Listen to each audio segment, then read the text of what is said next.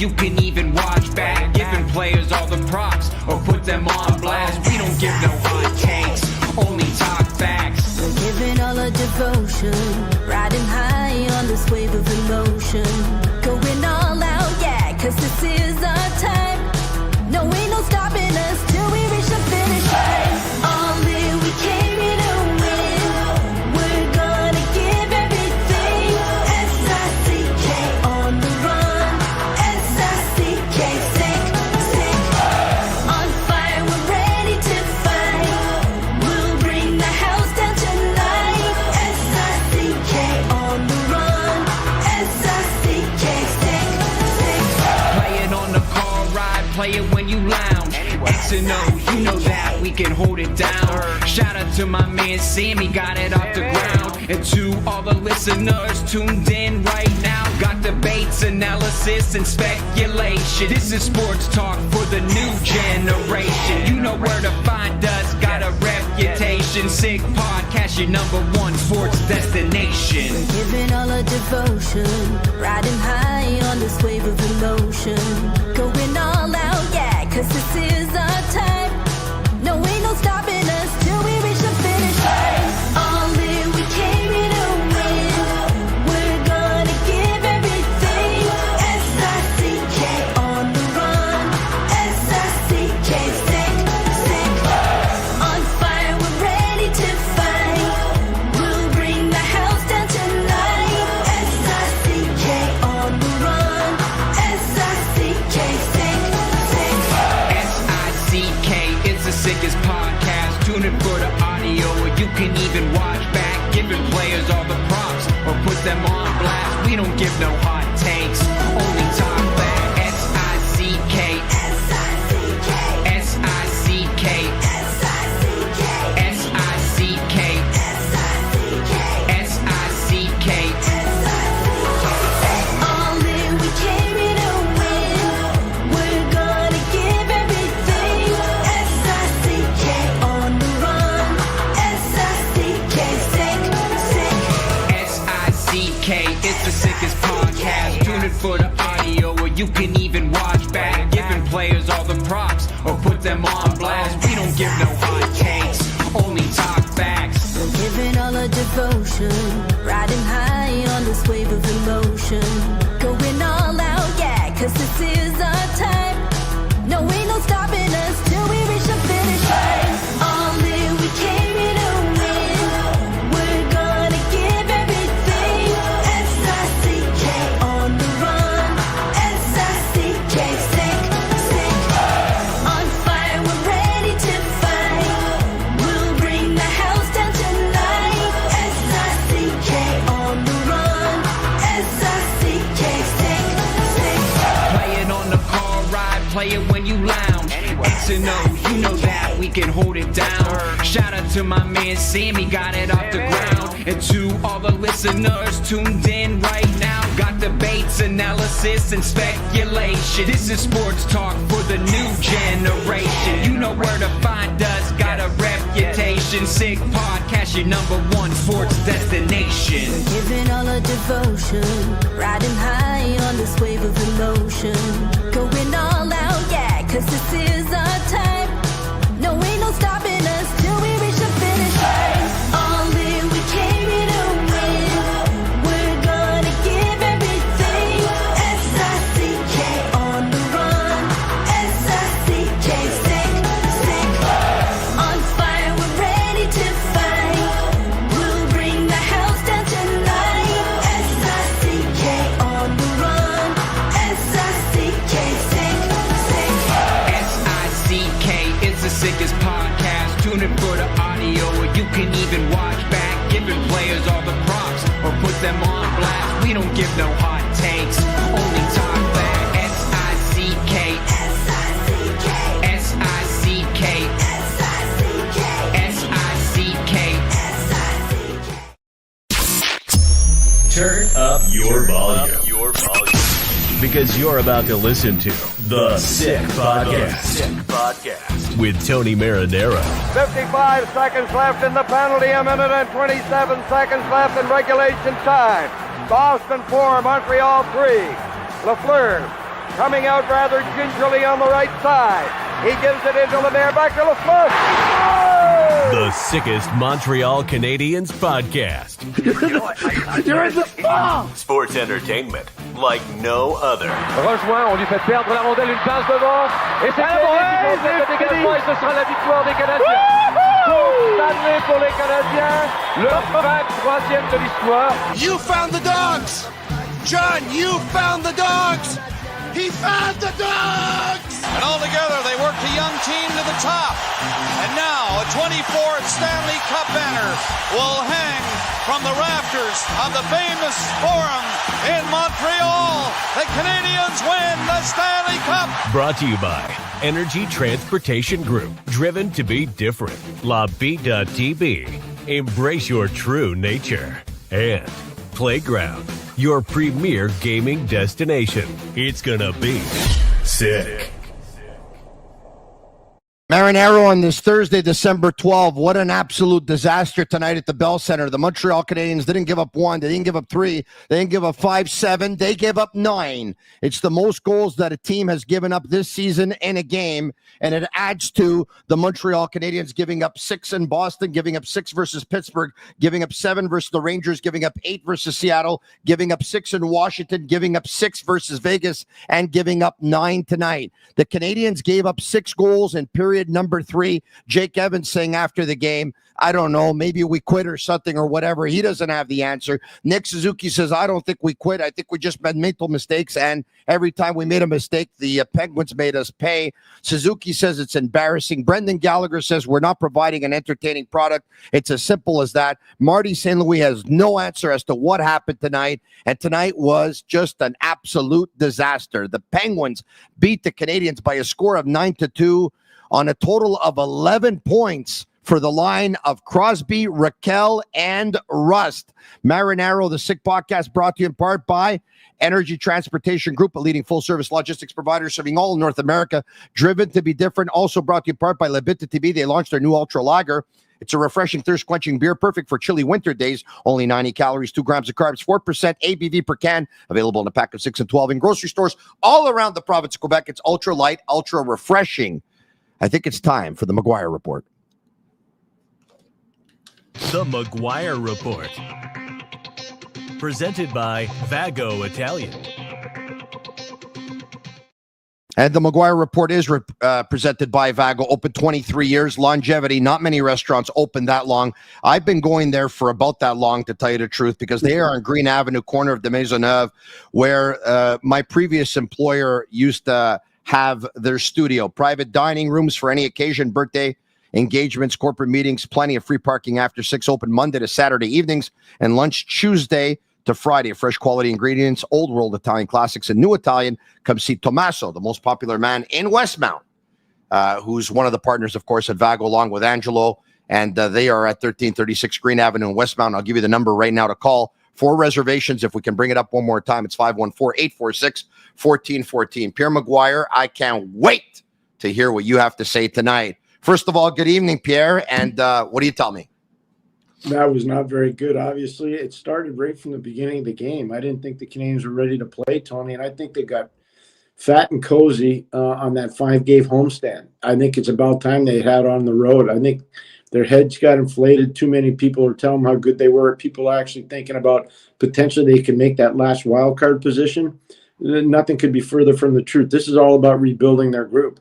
You know what's interesting? The best news for them today and tonight, they don't have to play the Pittsburgh Penguins anymore. They lost 6-3 October 14th, 3-1 November 2nd, and 9-2 on December the 12th. It's time to say night-night to the Penguins. And they need to get their butts out to Winnipeg, start to get serious again, and play the way they're capable of playing. And I do believe there were people that were not competing very hard down the stretch. Perfect. I really believe that. I really believe that. And we're going to get to that. And now I'm going to bring up something that, because you know what? I'm watching TV here. I'm hearing what people are saying, and I'm watching the stuff that's going on social media. You're going to hear something right now about this game that you haven't heard anywhere tonight. So get ready. It's coming in about less than a minute. Pierre, on paper, who's the best player in that hockey game tonight? Sidney Crosby. Perfect.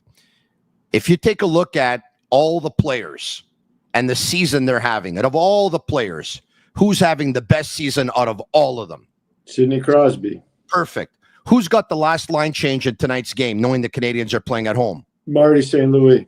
Perfect. As a gentleman who's been behind an NHL bench for an extended period of time, and I'm not telling you that this was going to be the difference in the hockey game, but the Crosby line totaled 11 points.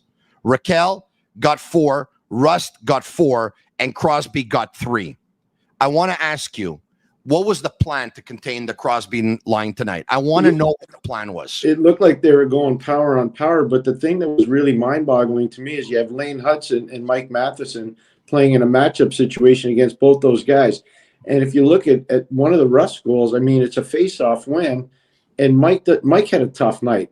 Tony, there's no other way around it. Mike Matheson had a real tough night. Lane didn't have a great night defensively either. No. But that puck's got to be out. Like, you win that draw clean, it comes right back to you. And I know the scheme that they're playing. That puck's got to be right out. Their man-to-man coverage after the first shift, where Hudson did a real good job, or maybe the second shift, Hudson did a really good job on Malkin. And forced a turnover, eventually led to a Cole Caulfield breakaway that leads to the Suzuki goal. But outside of that, there wasn't a lot of good defense played by Montreal Canadiens. There just wasn't. Perfect. Let's just say this game didn't happen yet, right? And you're preparing for this game tonight. You're Pierre McGuire, you're behind that bench. You know that Sidney Crosby is the best player on the ice, and you know that his line is the one that you have to contain. And if you can contain that line, you have a good chance of winning that hockey game. Perfect. That's out of the way now. Who are the players that you identify to play against Sidney Crosby's line? Well, if David Savard was healthy, I'd probably have him out there on one side of the defense and maybe Mike Matheson on the other, on the left. I wouldn't want Mike playing on the right. I can tell you that right now. But up front, I would probably have Jake Evans. Right now, he might be the best available guy to play against Sidney Crosby. And people are probably saying, oh, come on, really? And I'm like, yeah, in a checking role. And then you turn Suzuki loose offensively. But you surround him, Jake Evans, that is, with different players, whether it's Joel Armia, whether it's Newhook, whomever you think. Maybe it's Josh Anderson. But you create a checking line and play against that line. Because you know one thing, when you play Pittsburgh, if you shut down Raquel, Crosby, and Rust, you're winning the game. You're going to win the game. But there was no – but at the same time, with all due respect to Jake Evans, and I want to counter that, Pierre, if I'm Mike Sullivan and they're going to put Jake Evans on Sidney Crosby, I'm going to keep throwing Sidney Crosby over the boards. That's fine. Well, what's your other choice? Because your other choice just got lit up like a Roman candle. Okay, so now let's take a look at how those goals were scored. Rust puts the Penguins up by a score of 2-1. He takes Matheson to the outside, straight to the net, and he jams it home. Yep. And what side? And Tony, just to interrupt for a second. What side was Mike playing on? The left or the right? Because I know where he was playing. On the right side. And Lane Hudson was on the left. Correct. 100%. Yes. So Matheson and Hudson are on the ice, and the line of Evans, Heineman, and Armia. That's not. You can't say that's on that line. You can't say that. No. I correct. Absolutely right. He took Mike Matheson, but I'm just talking matchups for a second here. Okay. Yeah. On the 3-1 goal, Dvorak wins the draw versus Crosby. It goes and to Matheson doesn't get it out. Matheson doesn't get it out. It gets picked off by Sidney Crosby. He gives it to Raquel, who gives it to Rust, and boom, the Penguins are up 3-1. On the ice at that point, Matheson, Hudson, Dvorak, Gallagher, and Anderson. And yes, this is on Mike Matheson again for a second goal in a row. Yep. The goal that makes it 4-2, Crosby banks it off the boards. It goes to Rust. It goes to Raquel. And you see that Patrick Laine leaves Raquel on the back. They're playing man-to-man. And Raquel leaves his guy, and he comes over. He thinks Hudson needs help. Hudson didn't need any help there. So that's on Patrick Laine. Perfect. Struble, Hudson, Doc, Laine, Newhook are on the ice. And the 7-2 goal, Crosby shot, the rebound comes out. Gooley puts it straight to Rust. He puts it in. Gooley's on the ice with Jack-Eye, and once again, this time, Evans, Armia, and Anderson. So for the most part, Jake Evans was out against Sidney Crosby, yes. But he's got different wingers on a couple. Dvorak's line is out there on one occasion. Anderson's out there with Evans and Armia on another occasion.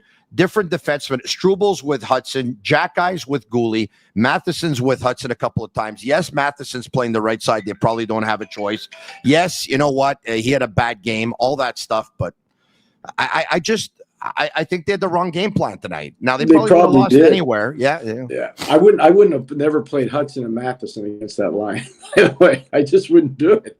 And once you see it's flawed, you can't keep going back. But here's another one, just so you understand. Yeah. The penalty kill is pretty good for Pittsburgh for Montreal most of the time this year. Most of the time, not always. 2 for 3, Pittsburgh goes in a power play. It's not even close. Yeah. There was no resistance. There was none. Zero. Nada. So perfect, Pierre. I love what you just said. You said I wouldn't have put Matheson and Hudson together. So he's got his 2 puck-moving defensemen in offensive transition on the ice against Sid. Shouldn't he have his best defensive defenseman on the ice together, and whoever that is? And at this stage of his career, we know it's not Hudson. So separate those guys. And if you're going to put your puck-moving defenseman great in transition, shouldn't you put them on the ice with the Suzuki line? Probably. I don't know. I mean, no, you do know. I think you're onto something. Here's the one thing. You know all these people that are really in a hot and bothered rush to get David Savard out of Montreal? You look at the right side. You got to look at the right side. There's not a lot there right now. So I'll tell you this, okay? I don't know if the Montreal Canadiens are going to trade David Savard. I think, all depending on what he would want on his next contract, David has lost a step. Sometimes the skating is important. So you know what I would do? I think I would trade him, but I'm looking at bringing in a veteran, right-handed defenseman back at some point here. You got to go out and get one because they're too young. They're too young on the fence. They are, and their best prospect is Logan Mailloux right now, and he's a righty. But again, he's not the stopper. Right now, he's more of an offensive guy than he is a stopping guy. That's just how it is. Pierre, I wanna read to you some tweets that I'm seeing here that's coming out of the Montreal Canadiens locker room. Okay. Yep. Nick Suzuki says, I was really frustrated going back to the locker room. This is unacceptable. Gallagher says, this is a terrible feeling. We were booed from our fans, and we obviously deserved it. We didn't offer an entertaining product on the ice whatsoever. Suzuki says, I don't think we quit. I just think we mentally started doing things we know that we can't do, and they capitalized. It felt like every little mistake we did in the third period turned into a goal, and we definitely put that on ourselves. So once again, Brendan Gallagher, we're not providing an entertaining product. Nick Suzuki, I'm still trying to figure out what happened. I don't know who that was out there, but it was embarrassing by us.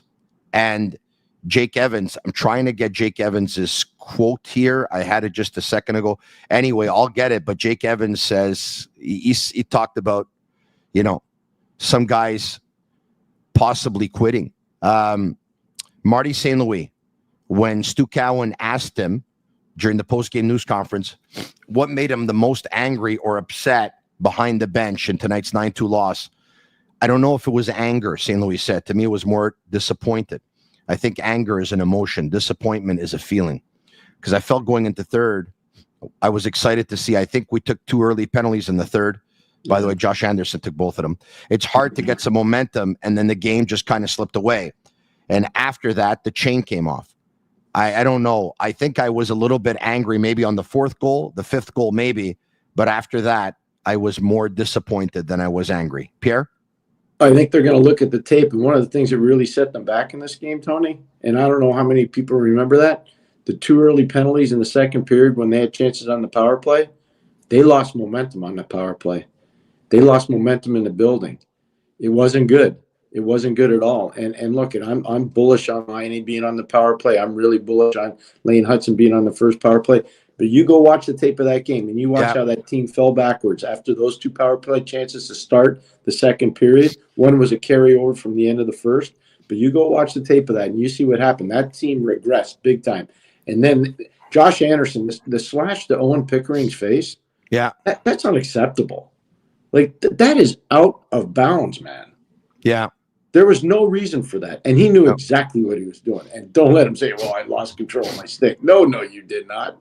Oh, no. He's lucky that wasn't a major penalty. Pierre, you're spot on with the comment in this one too, but the comment that you said before that, I could tell you my son was at the hockey game tonight. We were texting back and forth. He had great seats. He was about 10 rows behind the Penguins bench. Lucky him. And he said that midway through the second, there was no energy in the building. Yeah. It was the 2 power plays. I can tell you right now, I'm watching it. And I'm going, holy shnikes, these guys aren't even engaged. Yeah. And so you can take the moral victory of saying, yeah, we're a shot away going into the third period. And I'm looking at it as a former coach in the league, and I'm going, they're just barely holding on. They better get the next goal. They better get some energy going here in the third period. They're in trouble. And they started the third period terribly. Pierre, I think what Jake Evans said, and I have it here, Pierre, I think it's look, I think it's somewhat concerning. I need you to think about this, okay? Yep. He had no explanation why they came out so flat in the third period. But then he said, maybe it's the fourth goal that they got and we just quit or something. I don't know, but we'll have to fix that. We just completely stopped playing. It's so embarrassing and frustrating. Pierre, well, they stopped playing. I think I told you that before we got into this conversation. I said, I think the guys quit. And I have no disrespect to anybody in that organization, but I'm going to tell you right now, there are some nights where guys just don't have it. Most of them did not have their A game tonight. And when that fourth goal went in, they stopped playing. You can say whatever you want, but you could sense a frustration. Josh Anderson's 2 power play penalties to start the third period, no good.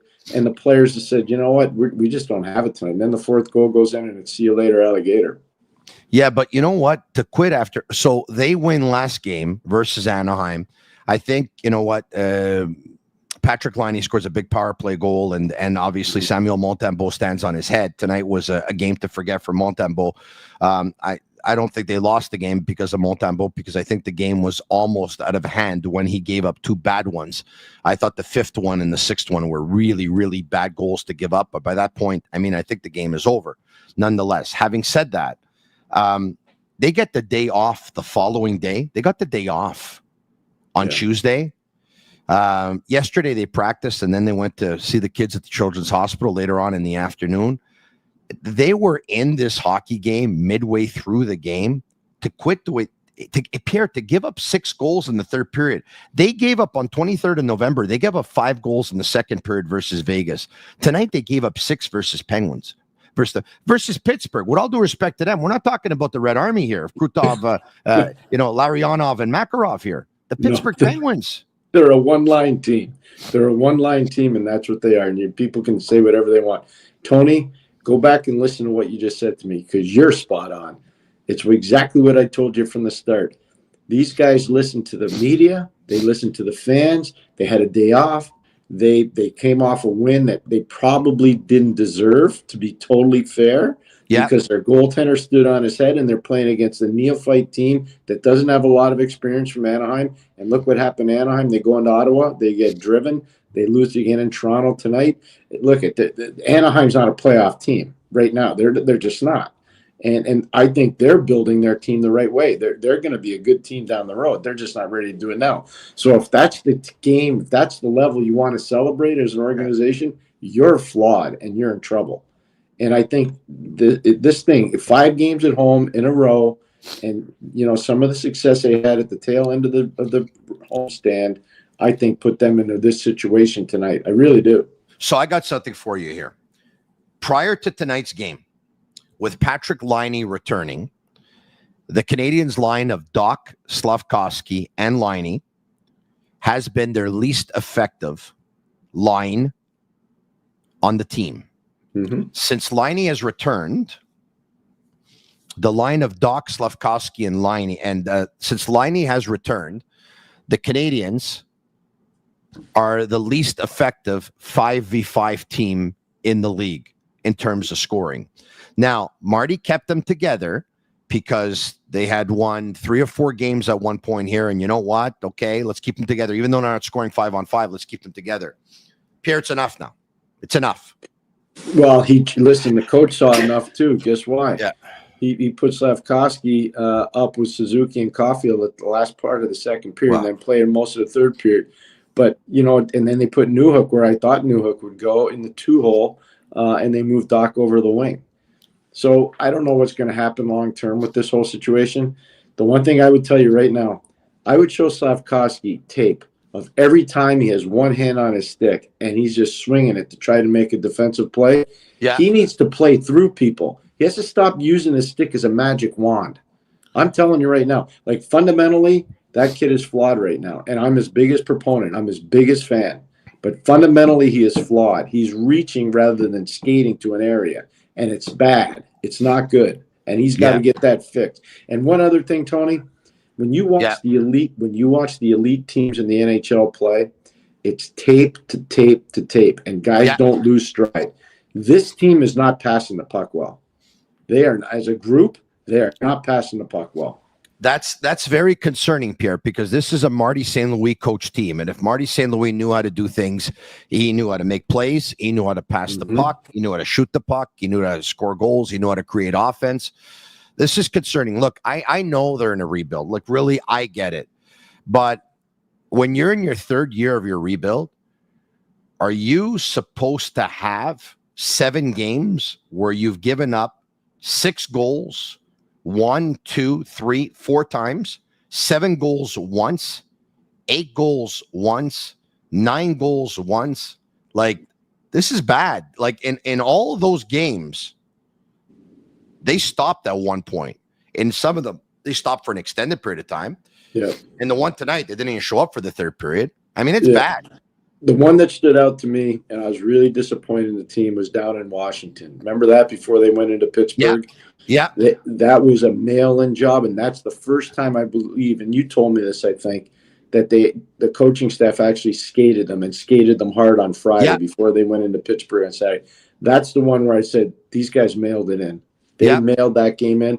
And the last, I'm going to say 35 minutes of this game, I'm not going to say it was a total mail-in, but the last 15 minutes of that game was a total mail-in.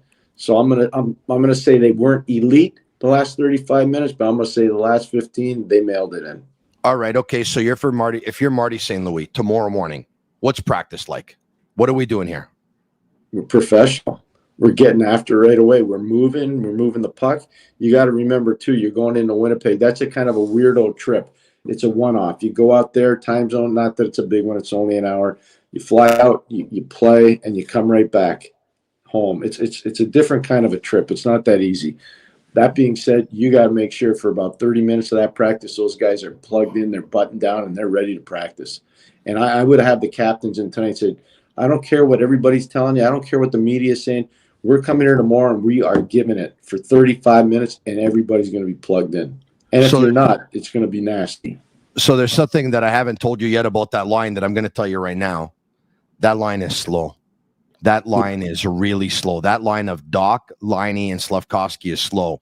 And maybe they're slow by nature, or maybe they're slow because one guy came back after 2 months off of a knee injury. Another guy came back after 1 year off with a knee injury. And one guy probably just came into camp not in the shape that he was a year ago, or he's just a really, really, really slow starter, or he's a player that right now, early on in his career, only gets going if he's playing with 2 players in particular, Suzuki and Caulfield. Anyway, we'll have to wait and see, but that line can't continue. The sample size is enough now. We've seen it. It doesn't work for now. No. Maybe at the end of the year, but right now it's enough. Newhook needs to go in the middle because he's got the speed and he can open some things up for Line. Newhook, Suzuki, and Caulfield. Even though they did get some goals, it's still, I don't think it's a good line. You may want to move. Hey, you may want a wake up call and say, you know what, to Slafkovsky, you're going down with Dvorak and Gallagher. And guess what, Anderson, because he's moving his feet. Even though I couldn't stand his penalties tonight, and he was -3 in the game. You might move him up with Newhook and Line. I don't know, but I'll tell you one thing right now: it can't stay status quo. And it starts tomorrow in practice. They better be buttoned up and ready to practice. I'm telling you, because you go to Winnipeg, Tony, and you're not ready, they're ready out there. They'll be ready to play. Playground's going to be ready to ring in 2025 with glitter, groove, that is, pardon me, and glam at Playground's New Year's Eve party. Get your party bracelet and access all the excitement across every floor starting at 5 p.m. Bracelets are required for entry. For just $20, you'll receive $20 in free play and a glass of Prosecco to toast the new year. Bracelets are also required for poker action on the 3rd floor. Get ready for an unforgettable night of music, dancing, and exclusive gaming fun. Celebrate in style only at Playground. It's now time for the accent moment of the game. Accent Insurance moment of the game.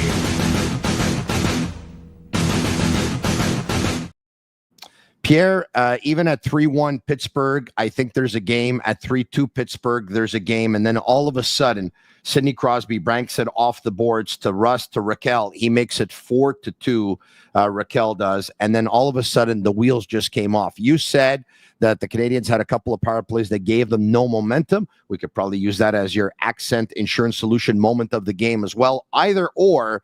The tide turned when the Canadiens came up short on the power play and the Penguins made it 4-2. At that point, the 5-2 goal was a bad goal to give up by Montembeault. The 6-2 goal was a bad goal to give up by Montembeault. He got pulled after 6. Caden Primo gave up 3 goals, but Montembeault, like some of his teammates, kind of threw in the towel, it seems, once that 5-2 goal went in or once it was 4-2. The Canadiens just, they had nothing thereafter. That's your accent insurance solution moment of the game. We're going to get to some of your questions, your opportunity to ask Pierre McGuire whatever you want as far as the hockey game tonight was concerned, of course. And we're going to get to your phone calls at 1-888-5885-SICK. That's 1-888-585-7425. Sammy and Agnello at Master Control. If you want to bring up the questions, we'll get to them in just a minute. Okay, hold on a second. Seeing as Conway Gritty, I think, donated $13.99. Thank you very much. At what point do we stop excuses for the coaching? Hudson off the power play 1 and the ignorant defense. I'm not so sure I get the point, Pierre. Not so sure. Can you make what he's trying to get to here? Yeah, there was one instance in the third period where they put Matheson on the first power play and took Lane Hudson off. I think that's probably what he's alluding to. No, and that was the ignorant defense part. That I don't know, but here's the one thing. I think they were upset with Lane after Matheson turned the puck over and he locked Russ in end-zone coverage in the second period, and Russ rifled one short side. I think they were kind of upset with Lane on that play. All right, okay. Let's get to the Canadiens lineup tonight, if we can. Let's bring it up. Here you go. Suzuki with Newhook on the right, Caulfield on the left, Doc with Liney on the right, Slafkovsky on the left. Once again, midway through that hockey game, Marty St. Louis changed up his line. Slafkovsky went back on the first line, and Newhook was playing with Doc and Liney, and Newhook was taking the draws for the most part. Dvorak with Gallagher and Anderson, Evans with Armia and Heineman, Hudson, Matheson with Matheson playing the right side of defense. Jacky and Gooley, Barron with Struble, who got a call at around 4:00 in the afternoon while he was taking a nap, and they let him know that he was going in because David Savard could not go tonight. Samuel Montembeault was in goal. Let's take a look at the scoring on the night. All right, Nick Suzuki. This is a beautiful play by Cole Caulfield, Pierre.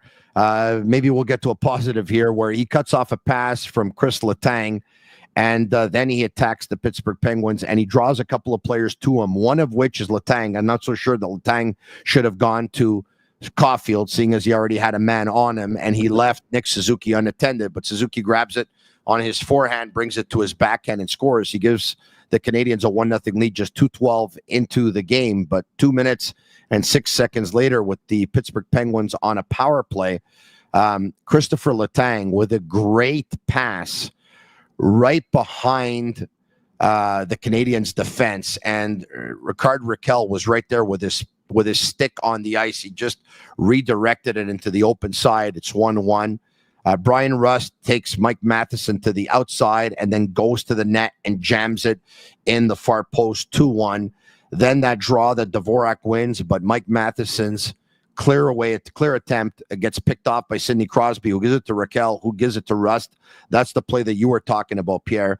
And then a great play with Evans to Heineman to Armia with a one-timer, and he's able to narrow the Pittsburgh Penguins lead to 3-2 after 2 periods of play. In period number 3, Ricard Raquel, 4:40 in, makes it 4-2 for the Pittsburgh Penguins. Crosby banks it off the boards to Rust, to Raquel. Patrick Liney leaves Raquel unattended and goes to pick up the same guy that Lane Hudson had. And once again, Raquel's left all alone. Christopher Letang on the power play from a bad angle. It just goes right through Montembeault. That's a terrible goal. Mm-hmm. Anthony Beauvillier in front on Montembeault. That's a goal that he should have stopped as well. Now, all of a sudden, it's 6-2, and then he gets pulled. Caden Primo comes in. Rust, Nieto, and Achari finish off the scoring. Pierre, what did you think of pulling Montembeault after the 6th? I had no problem with it. It was almost like, okay, we got to get ready for the next game. And I had no problem with it at all. I didn't think he had an A game tonight. Thought he had an A game against Anaheim. Obviously, they won a shootout, and they won the shootout 2-0. So the goalie really factored into the Anaheim game. I didn't think the goalie factored into tonight's game, but the wise and prudent thing to do was to pull him. What do you think of not calling a timeout, giving up a couple of taking a couple of really bad penalties in the third period, going down 4-2, then going down 5-2, an opportunity to call a timeout between 4-2 and 5-2? Would you have taken it? Yeah, probably would have looked at that. Yes, 100%. And I thought of that when I was sitting on my couch watching the game. Absolutely. Yeah. I took notes. All right. Okay. Let's go to Sal. Sal, are you there? Yes. Sal, thanks for calling the Sick Podcast, the Habs post-game edition tonight. Canadians lose 9-2. Sal, what's going on? Well, it's great to talk to you. I'm a big fan of yours, Tony, and Pierre as well. I grew up in Saskatoon. It's been 50 years as a Habs fan. I don't know if Pierre remembers the old Saskatoon barn. I used to see Wendell Clark play over there. Wow. It was a heck of a good time. But listen, after 31 years of a drought, right, I still believe what Hughes is doing is the right thing. But I think at this point in time, it's time to make a move. Sometimes you make a move to make a move to shake up the team, right? So Marty's trying to do it on his end, but I think it's time for Kent to look at it and say, yep, I need to show the team. He's had the conversation with Slavkovsky. He's had the conversation with Doc. And I just think it's time for Kent. Sometimes, acquiring assets is the first part of a build, but sometimes you just got to do it from the GM chair. And I'm just wondering what Pierre, would you do that as a GM? Would you shake up the team if you're the GM just to show them, hey, boys, it's getting serious now. We can't, Marty's doing his job, but I need to do something from my end. Yeah, no, absolutely, Sal. And stay on the line. Don't hang up on Sal because I want to ask him a question before we're done here. But part of the problem is now, Sal, you're getting close to the trade deadline here for the Christmas holiday. So it's not something you want to rush into. And I'm sure they've made some calls to some other teams. If you could make a little deal, maybe strike some interest in your group, then maybe. But I think you might want to wait until after the first of the year. I really do. You're getting right up against the deadline now. I don't think you want to rush anything.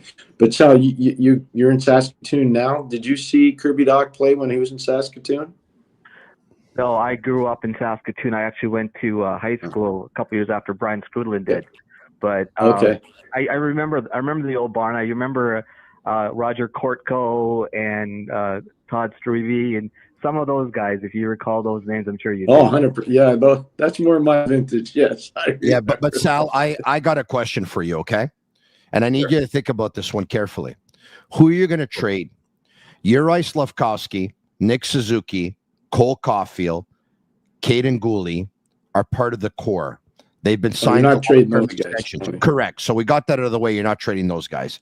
Josh Anderson, after this year, has 2 years at 5.5. No one's going to take him. Brendan Gallagher, God love him, after this year, has 2 years left at 6.5. No one's going to take him. Armia's contract is up at the end of the year. Dvorak's contract is up at the end of the year. They have very little value right now. If you trade them at the deadline, maybe you can get a draft pick. If you're trading Heineman or Evans, you're trading the wrong guys. Now you're going to trade Justin Barron on defense. He's got very little value right now. You're going to trade Jaden Struble. His now value is not very high, and he's not playing his best hockey. That's not the time to trade your player. You're going to trade Caden Primo. Caden Primo right now can't stop a cab after the game. You're getting nothing for him. So who are you trading, Sal? Who are you trading? So Tony, sometimes you don't need to acquire any more assets. We got enough first, second, third round picks for the next 2 years, right? What you're trading for is trying to get bigger. We have no grit on the third and fourth line. Hey, I know. I saw Mark Kastelik the other night with the Boston Bruins. That guy's got me salivating. So what you're trying to do is trade for some third and fourth line players who will provide you with a short term. I don't know if Tuck is ready. I don't know. We got a guy named Thorpe in the minors, right? He's a player. Yeah. We got a bunch of kids who are probably 2 to 3 years away. You go and find some guys to plug these holes for a couple of years to get some mental toughness. When you look at that team on the bench, they look like they're just defeated after 4-2. You're still in the game, boys. Like, that is my biggest concern. Not the score, not the 9-2 score tonight. It's the mental toughness from a coach who knows everything about mental toughness. Perfect. So who you trading, that Sal? message isn't getting through. Perfect, Sal. So who you trading? Yeah. So who am I trading? Yeah. I'm trading Dvorak. Even if I got nothing for him, it's an add by subtract, right? Okay. I am trying to find anybody. Dvorak. I'm trying to get Armia. I don't care if I get a lot for them. You're not going to get a lot for them anyway. But I am looking for guys. Maybe I'm overpaying a little bit now, but for 2 to 3 years, get me a Noah Lachari. Get me somebody who has some grit and some toughness that can transfer to the other guys on the team. I want a leader on the bottom end of my team. I don't care about trying to get assets. I got enough in the minor leagues. I got enough on draft picks coming. I need somebody who's going to turn this team around mentally. I need somebody like who was the St. Louis when they won the cup. I can't remember his name. We'll get to St. Louis in a second, but you want a Matthew Olivier type player is what you want. That's what you're telling me. That would be a great asset. And yes, I'd be willing to overpay for a little bit. If I need to throw in a draft pick to get him, I'd go get a guy like that. I understand. You're not getting him. Sorry. No, but no. yes. Yeah, you're not, but it's that kind of guy up here, right? I hear you. Somebody on the bottom end to help this team mentally. Somebody who says, boys, I don't care if it's 6-2. I'm running somebody through the boards because I'm going to show them that I still care about the jersey. The problem, Too many guys are not looking at the jersey. Sal, it all sounds good. The problem is that if there's a very competitive team that's going to make the playoffs, they're going to want to hold on to a player like that. And if it's a team that's not competitive and they want the other guys not to quit and they want someone to lead by example, and that's that guy, they're not getting rid of that guy either. So I think we're out of luck right now, but I appreciate the effort. Thank you so much, Pierre. I think Luke Tuck and Florian Jacki are maximum 2 years away, but it might take a year. It might take a year and a half. It might take 2 years, but they're not ready yet. They're not ready yet. They're not ready. They're not ready yet. Yeah. Nope. They're not ready yet. I would tell you if they were, they're not ready yet. David Abisher, which is, I don't think he's the real David Abisher, but has also donated $13.99. This is pretty cool. When will we see Tuck, Beck, and Mayu playing full time? And would you like to see Gerard Gallant as a head coach? Geez, the coaching rumors started. Pierre? Yeah, I'm not going to touch the coach rumors, but I think Beck's going to be a real good player for Montreal. I think Mayu's going to be a real good player for Montreal. I think Jacki and Tuck will create all kinds of energy as depth players, which is what Sal was talking about, which I think is very positive. Yeah. I think Demidov's going to be a very good player. I think Michael Hayes is going to be a really good player. I think Sam Harris at University of Denver has a chance to be a real good player. They're assets here. Montreal's got assets. They really have assets. It's just people have to be patient. I understand the frustration. I watched that tonight like everybody else, and I was ticked off. Yeah, I don't think they're firing Marty St. Louis, by the way. No. He'll be here for the rest of the season, I think, for sure. Then what happens the rest of the way, we'll have to wait and see. But I also think that the plan is to give him a start next season with a Kirby Dach that is also a year under his belt, fully required, a healthy Patrick Laine, and an Ivan Demidov. All right. So anyway, let's get to the calls. Bruno, you're on with Pierre McGuire. What's going on? Hey, Tony. Yes. Hey, Pierre. How are you? Excellent, Bruno. Every game so far, since the beginning of this season, they haven't won one battle along the boards. Not one. Tell me one battle they won in tonight's game. No, tonight, no, not tonight. They didn't. Battle tonight. It's the same thing every game. They can't win a battle. Every period, they can't win one battle through the beginning of the game to the end of the game to the beginning of the season to tonight's game. It's the same thing. I can't win a battle along the boards. No. That's their problem. I don't want to move anybody right now. I want to see them win battles. You got one. Yeah, you got one guy that can definitely win battles, Gallagher, but he's not getting any younger. You've got two that should be winning battles in Slavkovsky and Anderson, and they don't do it with enough consistency. Laine's not that kind of a player. Laine wins battles in the open ice. He doesn't win board battles. But your point is well taken. I think it's very fair, Bruno. I don't think it's unfair at all. Yep. And I think you just hit the nail on the head, Pierre. The guys that they have that are 6'4", 225, Uri Slavkovsky, Yoel Armia, Kirby Doc. They don't have consistency in their game. They don't have that internal fire. I mean, Evans has it, but he's not big, not as big as those guys. No. Gallagher obviously has it, but he's way smaller than those guys. Anderson. The big guys that they have, they don't have that fire all the time. Yeah, it's inconsistent for sure. Yeah. Let's go back to the phone lines. Where are we going here? We are going to Ali. Ali, you there? Yes, sir. How are you? Good. How are you? I'm not too bad. First and foremost, thank you so much for taking my call again. I really do appreciate it. I had a question for Pierre. Yeah.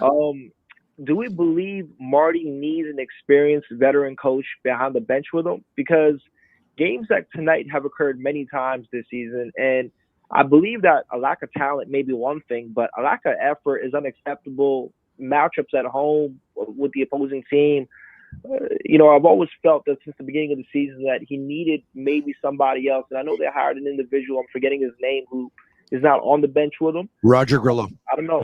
Yes, that's the individual. So I've always felt that he needed a veteran presence, with all due respect to all the coaches there. But, I'd love to hear your take on it. Well, Ali, I'm going to agree with you. And I've been saying this going back to last summer. I thought they would make an adjustment to their staff after Alex Burrows left. I thought they'd bring in more of a veteran presence. I think the compromise was Roger Grillo, who I've known for a long time. He was a coach at University of Vermont. He's a coach at Brown University. He's been heavily involved with USA Hockey. But the one thing missing from his resume, no NHL experience. I thought they'd go out and try to get more of a veteran presence to be around the team, to help practice planning, to help those matchups you're talking about, and to stabilize things when you have nights like tonight, because not a lot of people are used to that happening, especially behind the bench of an NHL team. So, no, your point is well taken, and I agree with you. Thank you very much for the phone call. We appreciate it, Ali. Thank you. Back to the phone calls we go at 1-888-585-SICK, 1-888-585-7425. Before we get to the calls, go all the way with Betway and get a free bet up to $200 if your first bet loses. Scan the QR code on the screen or click on the link in the details section to create an account and redeem your welcome offer. Offer is only available for new customers. Terms and conditions apply. Offer not available in Ontario. Must be 18 years of age and over. And please play responsibly. Battling a code here, I am, but I am not giving up in this, our third period of the podcast. Sylvain. Hello, Sylvain. Sylvain, are you there? Sylvain, es-tu là? Yeah, I'm there. Yes, Tony, how are you? Good. How are you, Sylvain? I'm very good. Hi, Pierre. Nice to Bonjour, Sylvain. Hello, Sylvain. Perfect. So here it is. From my point of view, if we start with Martin St. Louis, I wouldn't go too long on him. I think he's a very good coach. The only thing I think that Martin is lacking is if the team is taking lots of penalties, it's because they're not practicing hard enough. That's my one point. They should be practicing harder, and the way you practice, it's the way you play. So it gives us, and they're young. It's a young team. Why are they like they are? Especially Slavkovsky, who's very young, has a problem to skate and stuff like that. People are falling down. So not hard enough in the practice. That's my first opinion. My second opinion, not taking the time off and everything. For me, yeah, it happens. But the rest, fine for me, okay? Second thing, I would absolutely, and I don't want to talk against anybody because they're a human being, Caden Primo should put on waivers and then send to Laval. He is maybe he's not sending or bringing a good energy in the team. And when you're not the caliber, and now it's very, very obvious. It's obvious. C'est évident. Oui. It's obvious, and it brings down the confidence of everybody, and at a certain point they're gonna jump on him. Something's gonna happen. This guy has to be sent where he belongs, and then we'll see in the future, short future terms for him, he can come back to the NHL, but he's not caliber of NHL. He's the last goalie of all the league. Bring on Hughes, Dobish, or whoever when he's going to be back. So that's another thing, or bring another goalie. Second thing, you're saying, Pierre, that the Tuck or Florian Jacquet or what's the other name? Luke Tuck.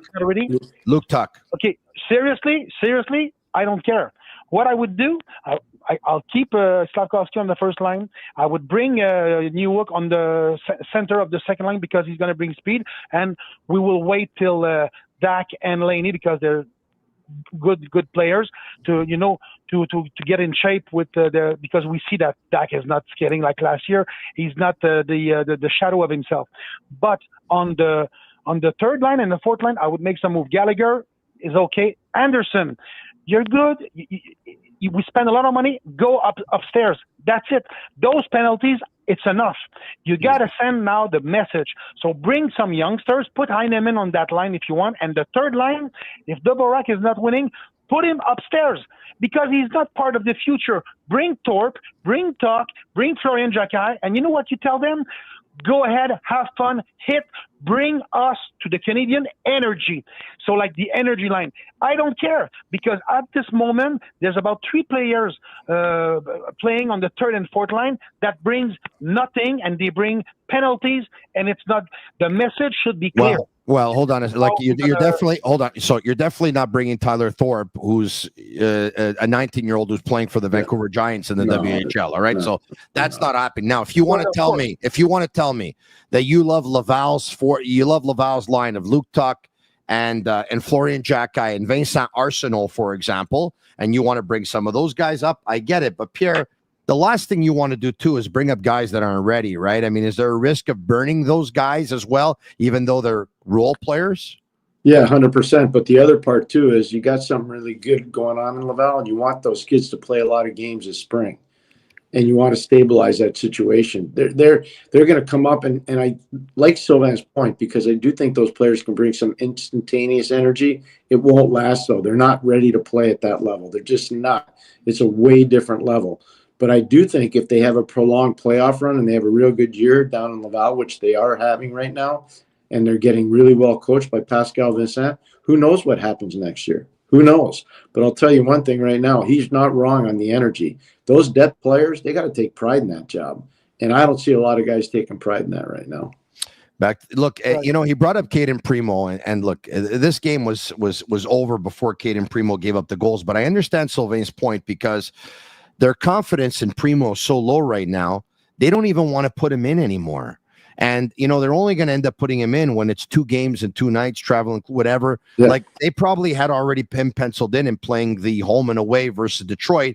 They'll probably give him the game in Detroit on the Friday night, and Montembeault will probably get the game in Montreal on the Saturday night. But if Primo's going, you could give Montembeault a rest every now and then. They can't give Montembeault a rest. And Montembeault, the pressure of playing in Montreal, of having to bail out your team because you're playing on a team that's very, very average, if not below average, he must be drained every now and then. I'm not making excuses for Montembeault because he was awful on the 5th goal and the 6th goal. But, maybe he needs a break every now and then, and they can't give it to him because they don't have confidence in Caden Primo right now. Yeah, you know what also, Tony? He's pressing, too, because he just got named to Team Canada. That's an emotional thing, too. There's a lot that's gone on here this week with that team. And I don't think it helps your team when you're home for 5 straight games. I just don't think it helps you. I really don't. Is it going to help them when they're going to be in Columbus on the 23rd, and then they're going to be in Florida, I think, on the 30th or something like that, and then Tampa Bay the next day, and then a couple of days after that, they're going to be in Vegas? Yeah, you know what? I can tell you right now, I used to do that trip with the Canadiens, except it wasn't down south. It was out west. We used to go to Western Canada, and the team usually did really well out there at that time of the year. So I actually think it's going to be better for them. This one trip, this one off to Winnipeg, that's a tough trip, though. That's a real tough trip. Yeah, so they're in Winnipeg on Saturday the 14th. Then they're back versus Buffalo on Tuesday. They'll go to Detroit on Friday of next week. Back to back, they'll be back home versus Detroit on the 21st. They'll play in Columbus on the 23rd. Then in Florida on Saturday, December 28th at 1 p.m. At least there's going to be the Snowbirds that are going to be there. The next night, they're going to be in Tampa at 5 p.m. The Snowbirds will be there as well. On New Year's Eve, on December 31st at 3 o'clock in the afternoon, they will be in Vegas against the Vegas Golden Knights. And then they're going to play 2 more games later on that week. On the 3rd, they'll be in Chicago. And the 4th, they're going to be in Colorado. So, Pierre, they just finished 5 games in a row on home ice at the end of the month, they're going to have 5 games in a row on the road. You know, it's the right time of the year to do it. I'm telling you right now, for them, it is. It's the right time of the year. We'll see how it plays out. But right now, you know, I like what Sylvain said. He talked about energy. He's not wrong on that. He's right about that. He really is. Let's go to Jason. Jason, how are you? Hey, good evening. How you doing, guys? Battling Good, the Jason. cold, but I'll live. Go ahead, Jason. You're on with Pierre McGuire. Well, hey there, Pierre. Pierre, this is more of a comment, a bit of a nostalgic break I'll take from all this situation, if you guys don't mind. No, not at all. Go Pierre. for it. Great, thank you. I just want you to know, 19 years ago, maybe 1,600 points ago, you probably made one of my favorite calls of all time, and it was maybe a joke you may not even remember, even though it's on YouTube. Sidney Crosby's first shootout attempt, and it's against Pittsburgh, Montreal in the old Civic Arena, 100%. Versus Jose Theodore, right? Yeah. Exactly. Do you remember the call, Pierre? Because I do. Yeah. I do. I remember. Pierre says, after the replay in slow motion, he goes, Sidney Crosby stretches out Jose Theodore, and then he stretches out the water bottle. Because in slow motion back then in VHS, the water bottle kind of looks like it's stretched. It wasn't very digital back then, but favorite call of all time. So I'm just as embarrassed as everybody else with this big loss tonight, 9-2. Hey, I think it's acceptable even for rebuilding, but we witnessed greatness. We witnessed 3 guys, Letang, Malkin, and Crosby, 19, almost 20 years, and they still got it, guys. Second oldest forward in the hockey game tonight out of 24 forwards, and sees the game, thinks the game, and plays the game 3 times better than everyone else that was on that ice tonight, with all due respect to everyone. And Pierre, I got something for you. Okay. So like I said, my son was at the game tonight. And Jason, listen to this. So I send my son a text message at 9:10 p.m. tonight. I don't know if we could see it, but anyway, it's there. Crosby has the best hockey brain I've seen of any player since Wayne Gretzky. That's my text to my son. Well, doesn't mean I'm right. It's just my opinion, right? So my son writes back to me. He's too good for everyone. Every shift he comes off, he's watching the videos on the iPad on the bench. I am freaking out. He watches the iPad and the videos the entire time he's on the bench until he goes back on the ice. No other player is doing that tonight but him. Pierre? Well, I'll take you back to when he was playing in the 2005 World Junior, and I said he's got the peripheral vision of Wayne Gretzky. He's got the puck protection skills of Peter Forsberg. He's got the finishing ability of Brian Trottier, which is pretty elite because Brian was that good. And he's got the creativity of Mario Lemieux. Well, I got ripped apart from pillar to post, people saying, that's sacrilege. How could you say that? How could you compare a 17-year-old to those guys? I said, well, let's wait and see how it plays out. I think it's played out okay. Look, this is open for debate, of course. And but I've said that in the last 40 years that I've been watching hockey, like going back to since I was 12, in the last 40 years, for me, there's Gretzky, Lemieux, and Crosby. Listen, I could be wrong. It's open for debate, of course, because Jaromir Jagr was quite the player too, and that Connor McDavid guy in Edmonton, he's not too shabby. But Pierre, for me, on my list, with all due respect, I respect everyone's opinion. On my list, the last 40 years, 99, 66, and 87. That's my list. I'm not going to argue. I'm going to have 66 ahead of 99, and I'm going to have 99 just a little bit ahead of 87. But, you know, I was spoiled, too. I had a chance to coach 2 of those 3 guys. You know, you added Jaromir Jagr in there. You had 68 in there.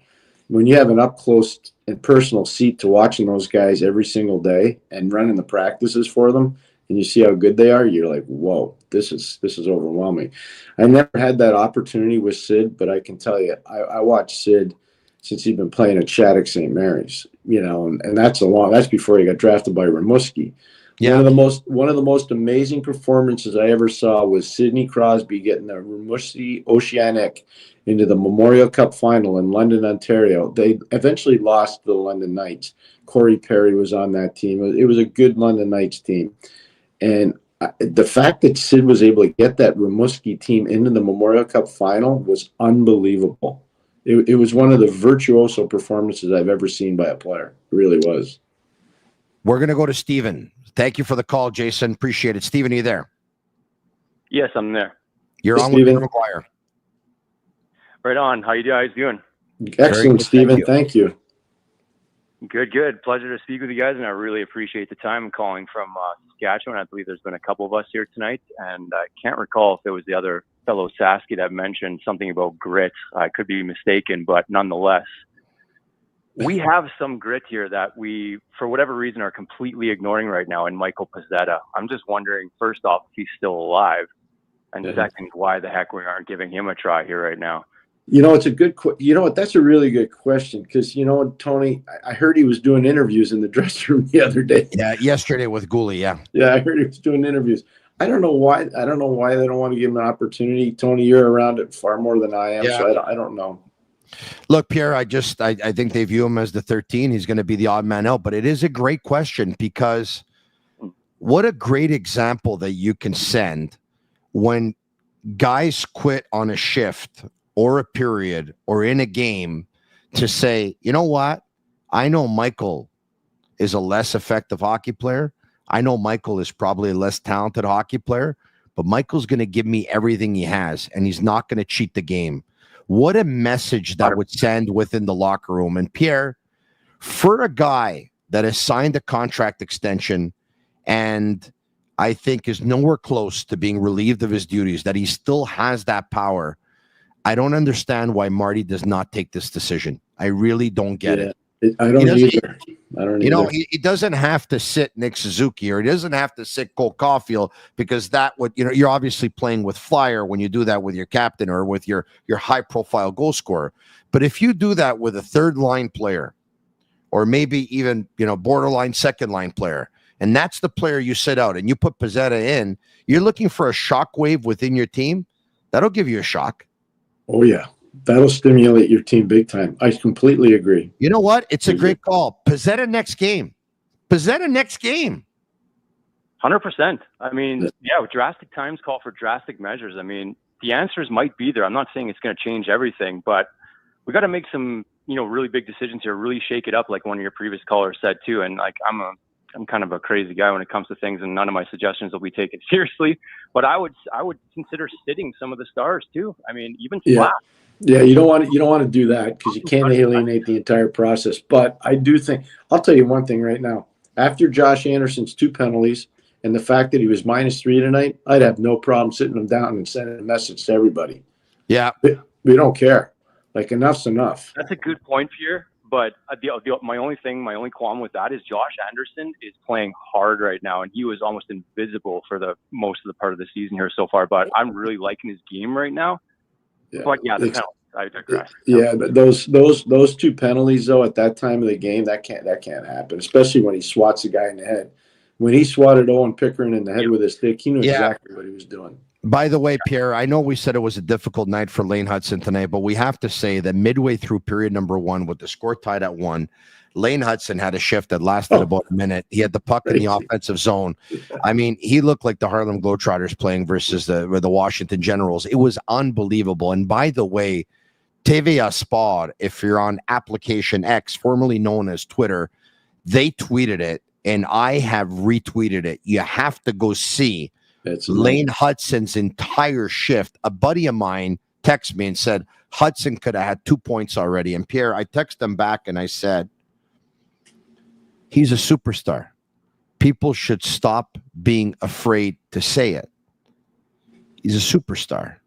I tried to tell you that in the summer. You didn't want to hear me. I just wanted you to come visit me in the summer, but you were spending all your time with Tremblant, so I figured he's going to invite me to Tremblant, but he didn't. No. Who does he invite to Tremblant? He invites Yarmir. He invites Mario, but no Tony. I get it. All right.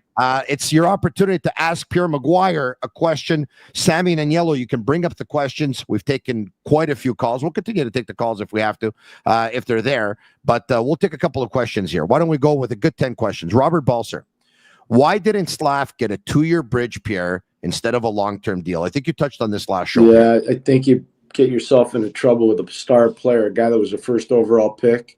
I know he's struggling a little bit this year, but he was a slow starter last year too. I think he's just in one of those situations where if you got to work hard in the offseason, I do think he'll get it back. They're going to have to put some serious remedial coaching into him. But I think when you do a bridge with a potential star player, it costs you tens of millions of dollars if you bet wrong. If you bet wrong, you could be in big trouble. Back to the phone lines we go. Where are we going here? Or back to the call, or back to the questions. We got a call here? All right. Who's on the line? It looks like we have, is it Ellie? Ellie, you there? It's Eli, yeah. Ellie. Oh, Eli, pardon me. How are you, Eli? I'm all right, Pierre. Tony, thanks for taking my call. Thank you. I'm probably, one of the million Habs fans feeling like crap tonight, and an embarrassment. You shouldn't. You shouldn't. You shouldn't. You want to know why? Because it wasn't even close. I mean, there's nothing to get upset about. It wasn't a game. Tony, I mean, this whole season seems like a big embarrassment. I think we need to start thinking that this Hughes and Gorton era, there's some failures in this era, and reason being is because they're not making any decisions. We've talked in the past about Marty not taking timeouts at the times that he needed to, and it's caused some failures. But more importantly, I think the GM needs to make a decision here. We can't let this go. We can't keep going like this. Like, I mean, I think nobody's talked about this, but Marty, the major problem with Marty, what I think is his major issue, is that he hasn't taken off his player hat and put on his coach hat. Oh, I've said that on numerous occasions. I don't think he's quite yet made the transition from player to coach. I really don't, because a lot of answers he gives and a lot of anecdotes, he talks about his experience as a player. He just keeps on going back to that all the time. Like, Tony, you know what, Tony? The problem at this point is not Marty. The problem is Hughes. The problem is Gorton. They need to make a decision at this point. We can't keep this going. Like, I mean. But hold on a second. But what? If I can, what did you expect? You expect them to win or make the playoffs in year 3 of a rebuild? Because nobody does, eh? It just doesn't happen unless you have Crosby and Malkin. Nobody does. Why do we? What this is a type of feeling that everybody's starting to get from listening to a lot of these so-called experts that are protecting their jobs by not saying the real thing that they need to say. Perfect. So Nate, hold on. Never mind where the Montreal Canadiens, because the Montreal Canadiens won 24 Stanley Cups, but the reality is that's not happening again, and that's a thing of the past. So forget about that for a second now. The Montreal Canadiens used to have Sam Pollock and Scotty Bowman. There'll never be another Sam Pollock or Scotty Bowman again. Let's get that out of the way. And they used to have Guy Lafleur, and there'll never be another Guy Lafleur, and they used to have the Big Three, and there'll never be another Big Three again, nor Ken Dryden again. But so now that we got that out of the way, let's say this. Name me 3 organizations that did full-fledged rebuilds, not resets, not retools, full-fledged rebuilds where they're finishing bottom 5, last in the league, and 3 years in, they make the playoffs. Now you're on the clock. I'll count to 5,000. And when you're ready, you give me those 3 teams. 1, 2, Tony, 3, I just want to 4, talk about what 5, happened 6, in the last few years. Look 7, at the that we've taken. 8, we've taken 9, Slav. 10. Slav can't make 11, a play that makes any sense. 12. Reinbacker. 14. And I have a question for Pierre. Pierre, 16. would you trade Michkov for Reinbacker and Slav today? Would you make that trade? If I were Philadelphia? No. If you were Philadelphia, would No, you trade no, Glass? I would. No, I would not. No, I would So not. those are two last first picks. But Somebody see, needs to be can I? accountable for that. Yeah, Eli. Let me just say one. Eli, let me just say one thing. The Mishkov thing is not as easy as everybody thinks. It's not. Okay, there's a lot more to it. Drafting Russian players, especially at that time, very difficult. There's no guarantee on anything. And Flyers may look at how many teams passed on Mishkov. They're not all dumb. They're not all dumb. I'm just telling you. So there's a lot. I can just tell you at that time, because I was working in the league. I couldn't get a visa to get into Russia, and I've been to Russia a lot in the course of my career. So you gotta be careful with that one. The Mishkov one's a little different. But Pierre, if I can answer that, I'll say this though. Okay, I'll say that if I was second, third, or fourth, I wouldn't risk it either, knowing that it came with risks and he had a 3-year deal in the KHL. Yes. But if you're 5 and you're the Canadiens and you're a rebuild and you're in desperate need of talent, goal scoring, offense, and you need a power play guy, I would swing for the fences. Now, obviously, they need everything, though, Tony. They didn't. Yeah, just well, need, you're right. You're right about that. Now, they and needed obviously, everything. you know, Bob Rob was told don't touch him with a 10-foot pole. Bob Hartley said on RDS that he has sources who are former teammates or teammates of Michkov, and he had obviously Bob coached in the KHL for quite some time. And when he called about Michkov, the people that he called all told him, "Don't touch that. Don't touch that. Don't touch that." He came with a reputation. This is what I look at. There's a lot that I'm not comfortable sharing. Eli, give me a second. Eli, give me a second here. There's a lot that I'm not comfortable sharing, but I can tell you right now, like what Bob Hartley's telling you, he wasn't the only guy that knew that stuff. Trust me on that. So there was a lot of risk. There was significant risk, and the reports weren't good. Another question, my friend. But Eli, if I can, because you brought up something. When you talked about Gordon and Hughes, Pierre, I know the respect that you have for Jeff Gordon and Kent Hughes, and you know the respect that I have for them as well. I hold them in very, very high regard. Now, this thing isn't over by any means, and when you make a trade, you don't find out who wins the trade sometimes until 5, 6, 7, 8 years down the line. We'll see. But right now, the moves to bring in Barron, Newhook, and Kirby Doc have not paid dividends. Those are definitely up for debate, and I would agree with you on that. I think Newhook is out of position. I think Newhook is a number 3 center. That's what I think. In terms of Barron, they were swinging for the fence because they had very good reports on him.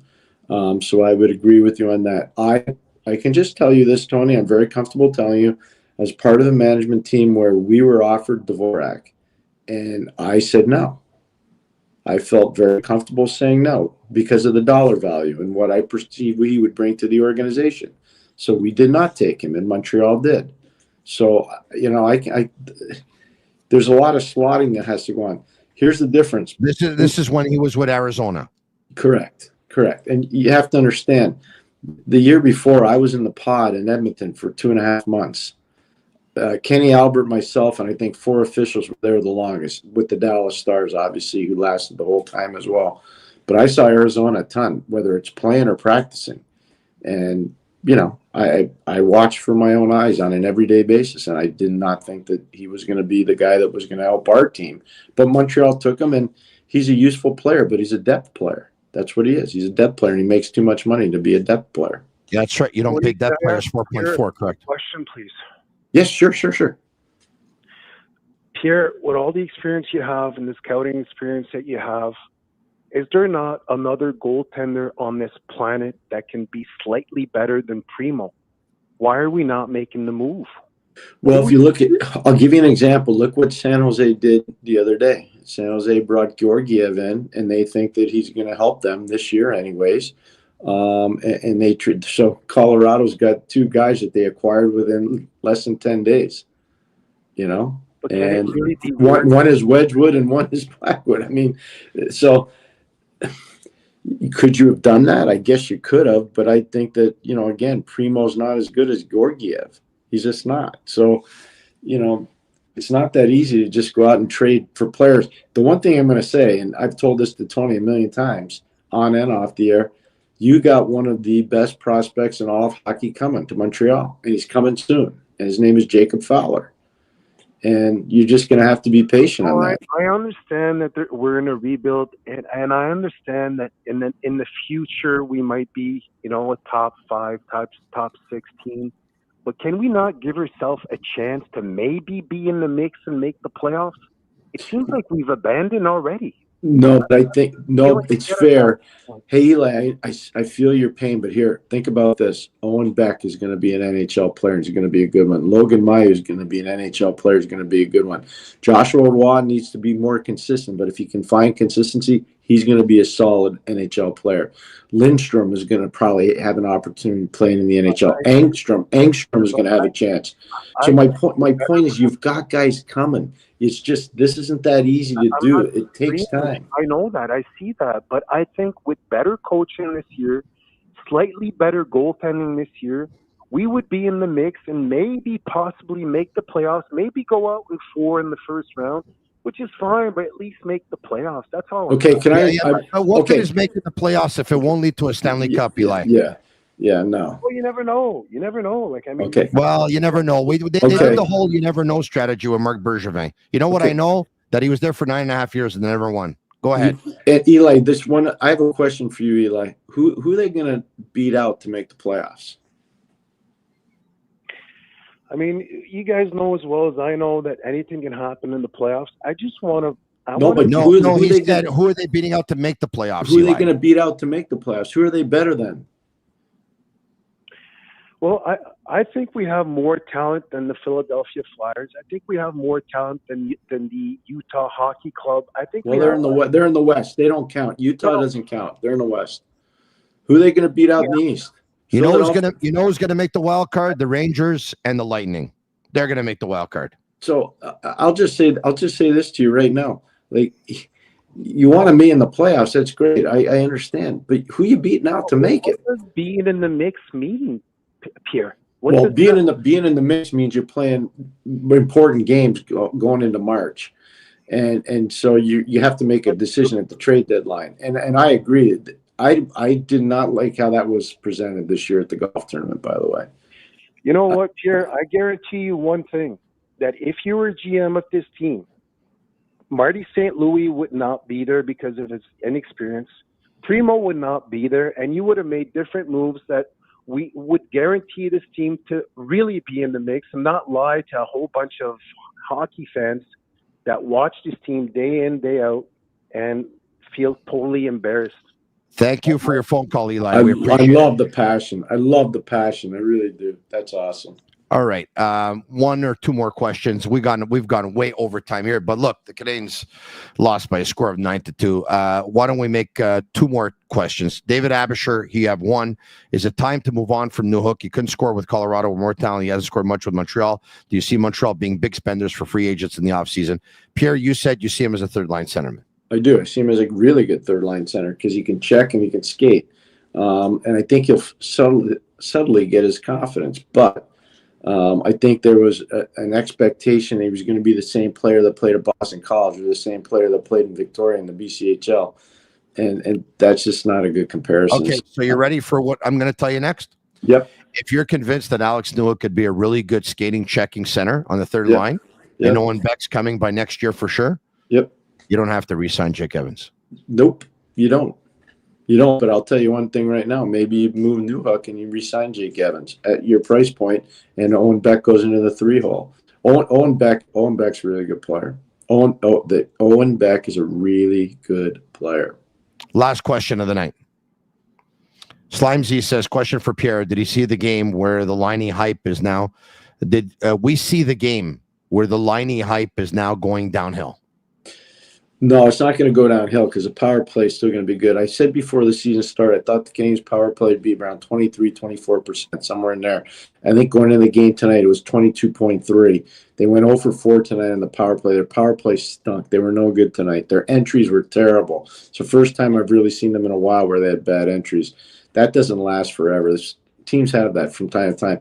Line is going to be a power play scorer, and I think whomever might be his center, and I don't know who that'll be. I think that'll help him 5-on-5, but where he's going to be a huge factor is on the power play. Pierre, thank you so much. We went overtime tonight, but people couldn't get enough of you, Pierre. Thanks so much for doing this. No, we have to. I think it's important for the fans. This is all part of it. The fans are part of the rebuild too, Tony. They are. They really are. They're a really big part of it. And so are you right here on the Sick Podcast with myself. Thank you, Pierre. We'll talk to you soon. Thank you, my friend. Have a great night, everybody. All right, you too, and have a great weekend. We'll be back with Pierre McGuire next week on Tuesday when the Montreal Canadiens host the Buffalo Sabres. The Sick Podcast brought to you in part by Energy Transportation Group, as well as Playground, as well as Bittt, Tibi, and as well as Betway and Accent Insurance Solutions as well. And the McGuire Report was brought to you by Restaurant Vago. The Montreal Canadiens were absolutely obliterated tonight, especially in the third period where they gave up 6 unanswered goals. The Canadiens lose on home ice to Sidney Crosby and the Pittsburgh Penguins by a score of 9-2. 9. Yikes. We'll be back tomorrow, same time, same place, 10 p.m. Eastern with our English edition, once again, of the Sick Podcast. But I'll be back at 2 p.m. Eastern tomorrow with the French edition. It's kind of like a bonus show every Fridays at 2 p.m. live Eastern. Tell your friends about it. 9-2 on home ice. Is this a joke? Unfortunately, it's not. This is reality. Talk to you tomorrow. And that's a wrap. Hope you don't miss us too much until next time.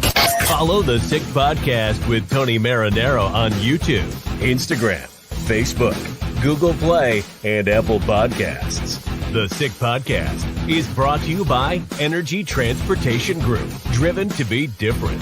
TB. Embrace your true nature. And Playground, your premier gaming destination.